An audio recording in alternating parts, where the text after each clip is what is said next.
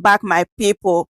The indigenous people of Biafra, IPOB, has raised the alarm over militarization of a southeast region and alleged military intimidation, harassment, and extortion. They said that the soldiers at the military checkpoints in the southeast Nigeria collude with the government to kidnap motorists. That such atrocities occur at the kill and buried military checkpoints mounted at Ukwoji in Mbitoli local government area along Owerri-Onitsha Expressway in Imo State. So my people, this is what IPOB brought out today to tell the public like what is going on in the southeast and the involvement of Nigerian military when it comes to kidnapping and all that. So they said it's alleged anyway, but many people are now confirming that what IPOB said is nothing but the fact. So that this particular video that I would love you guys to watch, I don't know how many of you remember this bishop they kidnapped a few years ago or last year, like what this man saw and what he said in this particular interview. Like he assumed that military or soldiers, they're really aware of what kidnappers are doing in the southeast. Let me allow you guys to watch the video and I'm going to be back. Brief Nigerians on the actual thing that happened, because there has been some misinformation on the social media and on the regular media. What happened was that I went to Isochi for the induction of the national officers of the Methodist Brigades. We arrived there on Saturday. On Sunday, we concluded the service, and in order to catch up with my flight, along with my chaplain, at 4:30, we took off by 2 to go to the airport, oblivious of the fact that kidnappers were waiting on the road. And as we were descending to Leru is in Abia State, these people came out from the bush. They divided themselves into 3 places. Some people were at the back, some people were at the center, those who shot, who fired at us. And there was another group in front. To make sure that we didn't run away, they fired shots at our vehicle. And eventually, they abducted us, 3 of us. The communication man of the church was able to escape. The driver was able to escape. They captured me, the Bishop of Owerri, and my chaplain took us into the bush and were torturing us. In fact, it was in the process of that torture that I hit my right eye on a tree. And even when blood was flowing and it was soaking my handkerchief, they didn't feel like anything happened. Or they said that we should follow them, that they are not actually against Nigerian citizens, they are against the government, that the government is a bad government. They are Fulani boys, all the 8 are Fulani. That they are Fulani boys, and that if any day they see the president, they will chew him. It's their brother that they have disappointed them and disappointed Nigerians. They will chew him raw. Or any of his representatives, they will chew him raw. Well, I said, well, even though I'm part of government, but I'm a church man. I'm a man, Christian. I'm not a government official. They said, okay, that is what has saved you. We would have killed you outrightly without asking for any ransom. But now that you're a church man, let's go. Let's go inside the bush. So we moved and moved and moved and trekked up to 15 kilometers. But I knew that it was from my area. I knew that we were rigmaroling and winding and winding and winding, going up, going down, going up. And eventually at 11 p.m., they said, okay, now we negotiate. Each of us will pay 50 million, and we're going to pay 150 million. I thought it was a joke. I said, we are going to pay 10 million. They said, what? What? Don't say that. They lifted up their knife to cut me. I said, please hold on. They say, we are not going to change, they are going to pay us 150 million.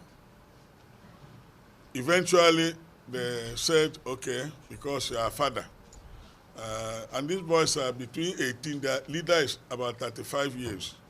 I told them, all of you are younger than my own daughter and even my son. You are younger than them. I'm supposed to be your father. I say, we know. That's why we are not very harsh with you. Otherwise, we would have been very harsh. One of them was the one understanding English. The other ones were speaking Fulani, not even Hausa. So they now say, okay, Oga, let us tell you what you do. But then they have taken my Episcopal ring because it's gold-plated.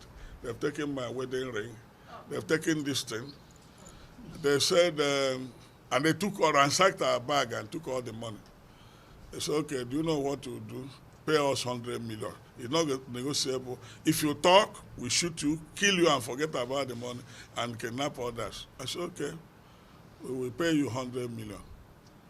So they said, after some time, they said, where is the money? I said, this is Sunday night now. How can we get money this night? And you know that there's this seat at home in Igbo land. You can't afford the money now. Be patient till morning. We make contacts. Then we made contacts within and around Imo and Abia, make contact from our SOC. My wife's line was not going, so I know she must have been very depressed and confused. So eventually I was able to get her. I told her my life, nothing has happened. I told my wife I'll be released, but it's a matter of time. And she told me she had already gathered people to pray. So they were praying. Now, at a time, they said, we are delaying them. My bishop of Owerri, they laid him on something, and somebody raised knife, that they are going to cut off the head. Now, the blood will spill on me, and then I'll know they're serious. The other one pointed, I said, don't kill. Is it money? We will raise the money for you. So, but the irony of it, what pained me most, was where they were situated. The soldiers, all of Fulani extraction, Nigerian soldiers, they were there at Lomara Junction. And these boys were going behind them. Meanwhile, they kept their cows somewhere, numbering about 200, somewhere, down, with some people. And they're all together. The people were taking care of the cows, but they were, parading us in the bush until finally they settled somewhere. They said, when are you bringing the money? I said, by 12 noon, I will call the people I contacted whether the money had been raised. And I called them.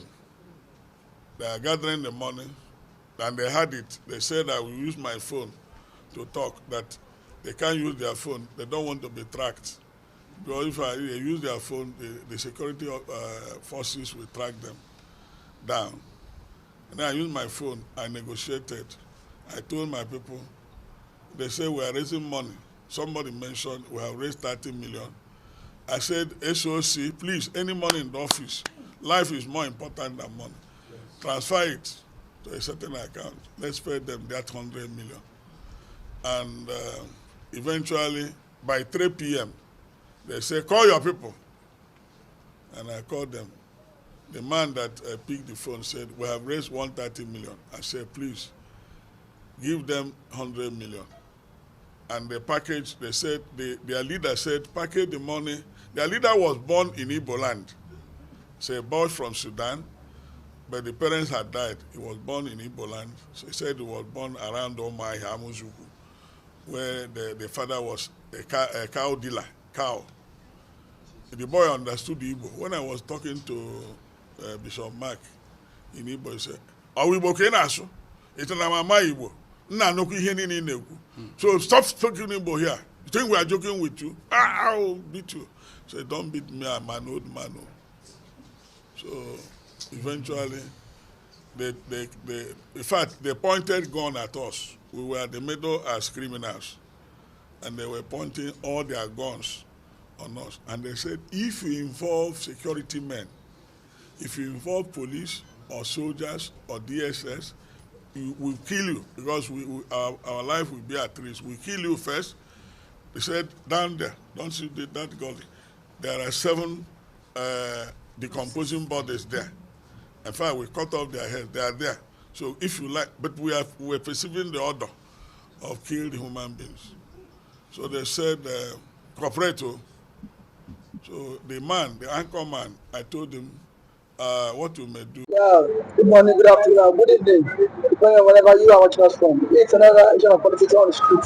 You can subscribe to our YouTube channel, like our videos, share, comment for more political discuss. A popular priest has come out to say, Catholic priest has said the insecurity in Imo State and the entire Southeast is that the army are involved. He has fingered them as a major threat to insecurity in the Southeast. So many people have come out to say that the army are a problem of the Southeast, but most persons think it's a lie.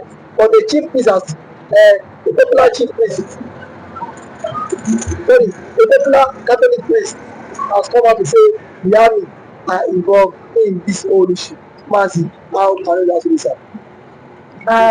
If you see the whole thing that I am Mr. Marajani Oko condemn.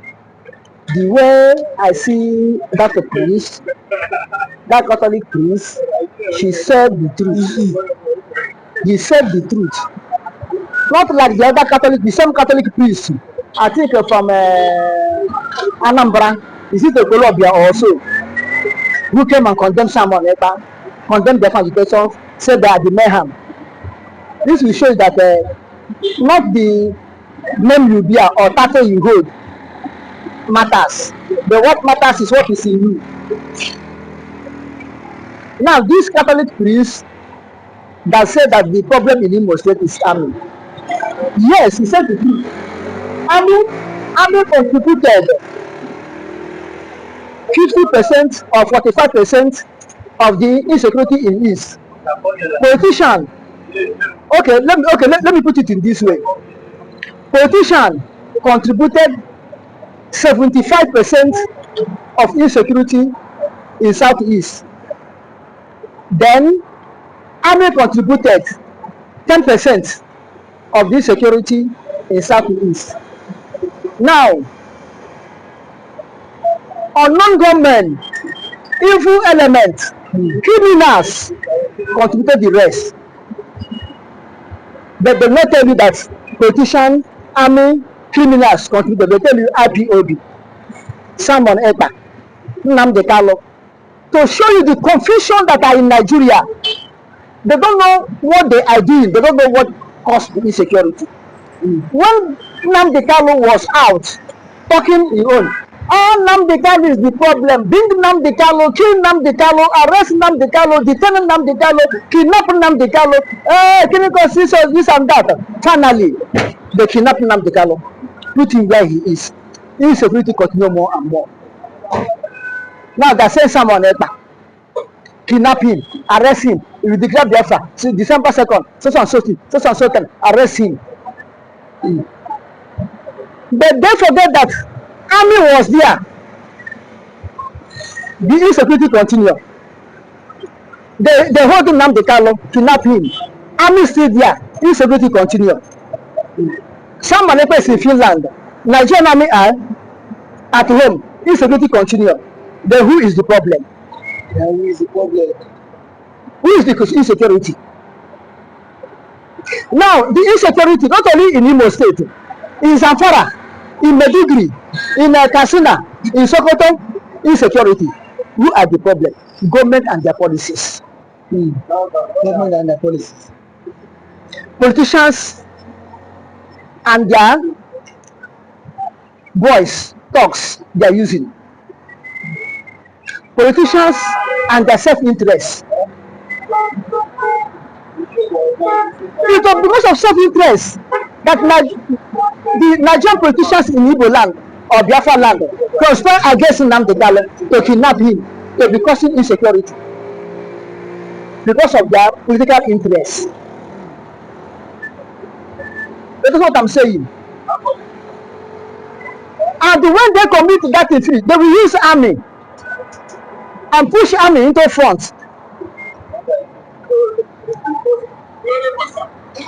Because they say army must obey the constitutional government.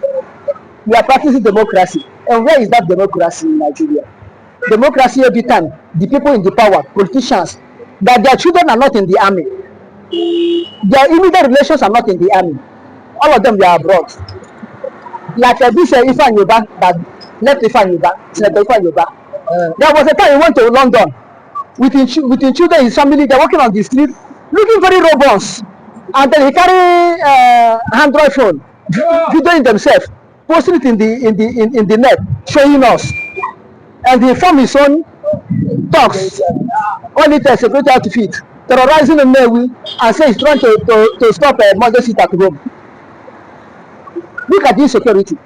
And when the people they are killing them, any of the relation come now, carry mask cover your face and kill them together.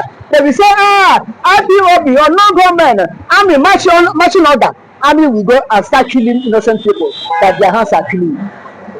You see this security in Imo State or Biafra land or whatever. The priest, Catholic priest, said the truth. Let the army withdraw checkpoints and go back to barrack. And let us see how insecurity will continue. This security in Biafra land or Imo State or Southeast is from the government. And releasing nnamdikanu and let us see whether insecurity will stop. We'll stop marching on the head of agitators. Give them what they want, ask them what they want, and let them go with their Biafra. There will be no insecurity in that area, part of the world anymore. So the insecurity, our governments and our children, the Biafra, the Nigerian security agents, the children of Nigerian government, they are the insecurity in Biafra. But Samazi, in all of this, now that the Catholic priest has fingered them, now what do you think the government really need to do to put an end to this, rather than apportioning blames to people? What do you think the federal government will do to stop insecurity when insecurity is favoring them? Insecurity is not favor them, they could have bring it to an end. But let me tell you, if care is not taken now, that Catholic priest that speak the truth, they will go after him. Whosoever can go after him now to harm him or to arrest him or to intimidate him. Watch out. Listen to me, watch out. That Catholic priest that said this thing, see what will happen. Unless the grace of God, God will make the mind of the people in corridor of power not to go after him. If God leave them alone, they will go after him, to arrest him, to silence him, to intimidate others, not to come out and say the truth. They will go after him not to come out and say the truth. Yes, Samazi, thank you for this wonderful submission of yours. Thank you so much for listening to the channel. Thank you.